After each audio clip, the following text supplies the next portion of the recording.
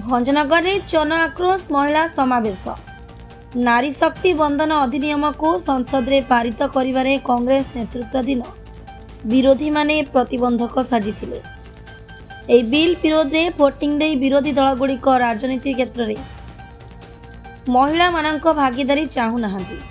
महिला मानक सशक्त करने पाई प्रधानमंत्री नरेंद्र मोदी जो अधिनियम आनिथिले ता पुरुष और महिला मानक मध्य राजनीति क्षेत्र में व्यवधान को दूर करि परिबो।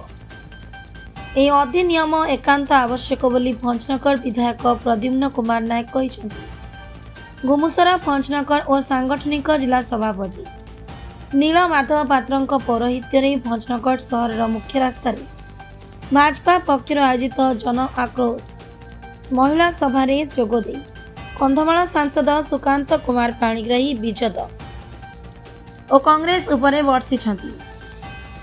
आसिका सांसद अनिता शुभदर्शनी सोरडा विधायक नीलमणि विषय कहते राजनीति में महिला संरक्षण बिल को विरोध करी विरोधी निजर असल चेहरा देखाई। महिला मानंकु देशर शीर्ष स्थान में विरोधी देखा चाहू नाहांती बोली कहिथिले। सेथिमे महिला माने एकत्रित होई एहार जवाब दियंतु बोली से कहिथिले। देखंतु कोठी ना कोठी नारी शक्ति बंधन अधिनियम विधेयक जो संसद रे काट खाइछि ता विरुद्ध रे महिला मानकर जो आक्रोश रहिछि ताकू ही नहीं कि आज ये सम्मेलन थिला। विरोधी मानकर जो षडयंत्र रो शिकार हेछि एटा आजिर कथा नु दीर्घ वर्षर संघर्ष परे मध्य आमको आम अधिकार रु विरोधी दल वंचित करिछि। तेणु निश्चित भाव में से जन आक्रोश से महिला आक्रोश सम्मेलन महिला मानक कौन बार्ता देबे।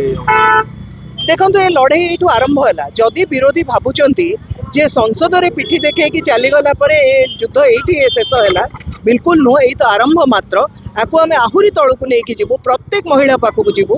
ए बिल आज्ञा भारतीय जनता पार्टी नथिला ए बिल केंद्र सरकार नथिला ए बिल नरेंद्र मोदी नथिला ए बिल थिला भारत वर्षर अधारु अधिक जो जनसंख्या प्रत्येक महिलार अधिकार आउ तार स्वाभिमान पर लड़ाई थिला। तेणु यही कुटाघार कर विरोधी एथिपाई आगामी दिन में कांग्रेस और बिजु जनता दल दुई जन को ओडिशा रे जवाब देवा पड़े।